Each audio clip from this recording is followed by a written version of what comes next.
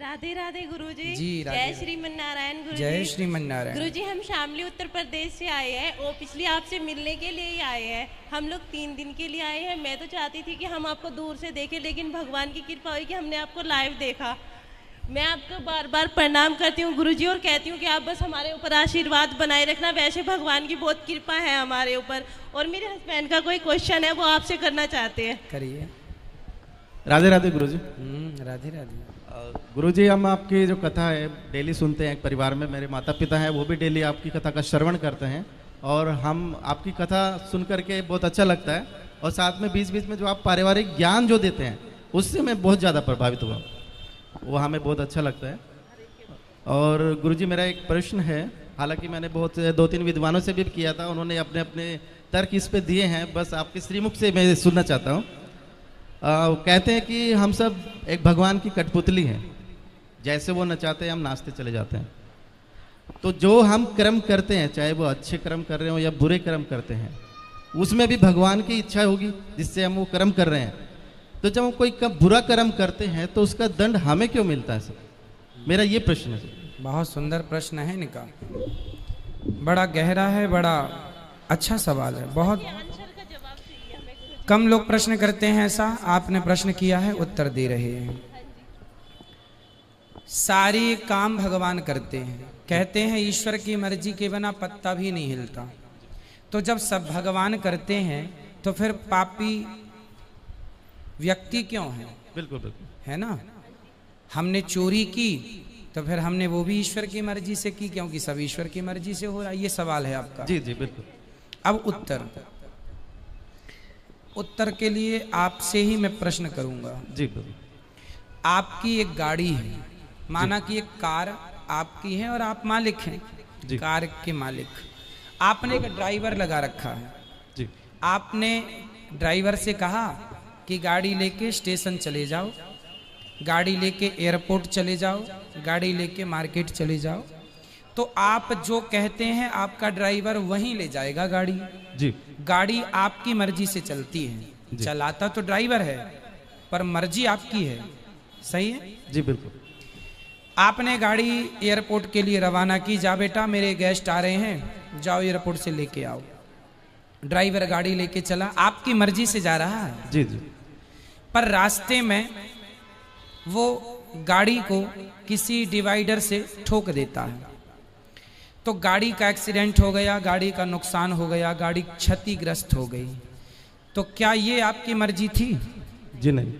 आपकी मर्जी थी कि गाड़ी एयरपोर्ट जाए, पर गाड़ी का एक्सीडेंट हो गया, गाड़ी गड्ढे में गिर गई। ये आपकी मर्जी नहीं थी। ये मर्जी नहीं थी, ये गलती थी। किसकी? आपकी नहीं, ड्राइवर की। हाँ या ना? जी।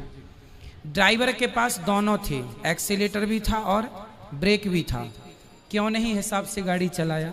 क्यों डिवाइडर पर ठोक दिया? आपकी गाड़ी आपकी मर्जी से चलती है, पर जब उसका नुकसान होता है तो वो आपकी मर्जी नहीं होती है ना, वो लापरवाही होती है। उसी प्रकार ये संसार भगवान की ओर से चल रहा है, मालिक भगवान है, हम लोग केवल ड्राइवर हैं। हमारे पास ईश्वर ने विवेक दे रखा है। आपको पता है कि आपको गुलाब की सैया पर तो सोना है। आप कहीं गुलाब होंगे तो आप जाके उस गुलाब के ऊपर बैठ भी सकते हैं, खड़े भी, पर कांटों का ढेर होगा तो आप नहीं खड़े होंगे। आपको पता है कि ये गुलाब है, ये कांटा है, आपको समझ है कि सही है, ये गलत है। जब आपको समझ है तो आपने अपनी समझदारी से अपने मन को रोका क्यों नहीं गलत काम से? ईश्वर की मर्जी से संसार चल रहा है। आप और हम सबकी मर्जी में ईश्वर की मर्जी है, पर हम जो गलत निर्णय लेते हैं उसके लिए ईश्वर ने हमें स्वतंत्र, गाड़ी आपकी है, मालिक आप हैं, लेकिन ब्रेक एक्सीलेटर आपने ड्राइवर को सौंप रखा, भाई जहां जरूरत पड़े दबाते रहना।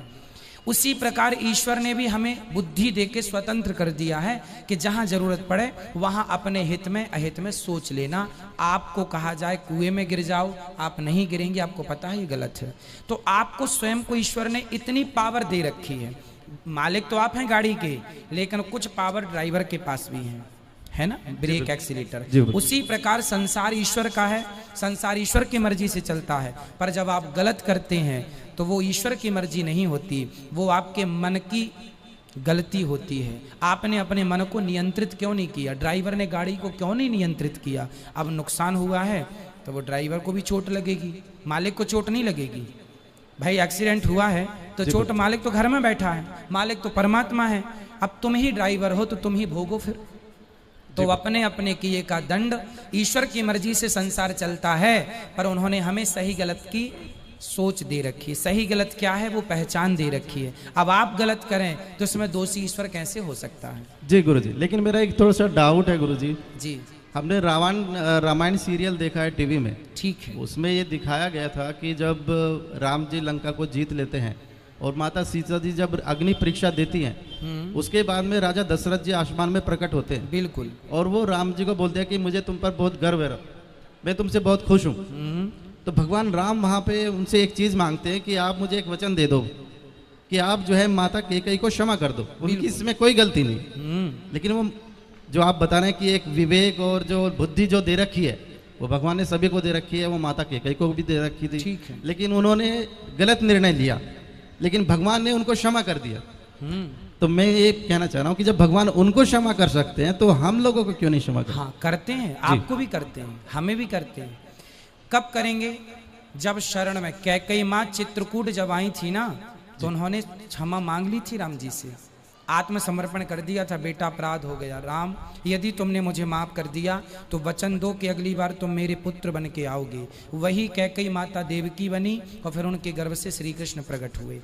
तो भगवान कहते हैं तुम कितने भी बड़े पापी हो, यदि मेरे सामने आके आत्मसमर्पण कर दोगे और मेरे हो जाओगे, मैं भूल जाऊंगा कि तुमने कोई पाप किया है। ये बात लिखी है लिखित में सुनिए। सन्मुख होहि जीव मोहि जबहि, जन सन्मुख होई मतलब जब मेरे सन्मुख आ जाएगा, समर्पण कर देगा, तो जन्म कोटि करोड़ों जन्मों के पाप मैं भूल जाऊंगा।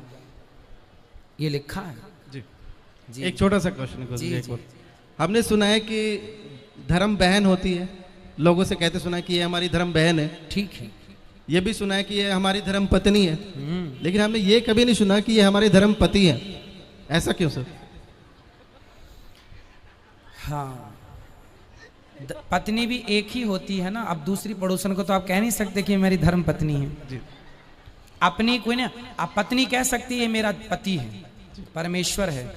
वहां धर्म तो लगई है, जुड़ई है, कहने की जरूरत नहीं है, है ना। इसलिए पत्नी धर्म पत्नी है, धर्म की माँ बन जाती है, धर्म की बहन बन जाती है। जो बन जाती हैं वो बन जाते हैं। अब सबको आप कैसे अपना बना सकते हैं? बना सकते हैं, पर सबको धर्म पति कैसे बनेगा? कोई पतिव्रता नारी है ना, एक पति के सिवा, एक पुरुष के सिवा पराये पुरुष पर नजर जाएगी तो समाज उसे कुलटा कहेगा, चरित्रहीन कहेगा।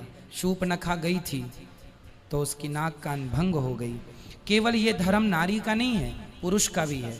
नारी का धर्म है कि वो अपने पति को ही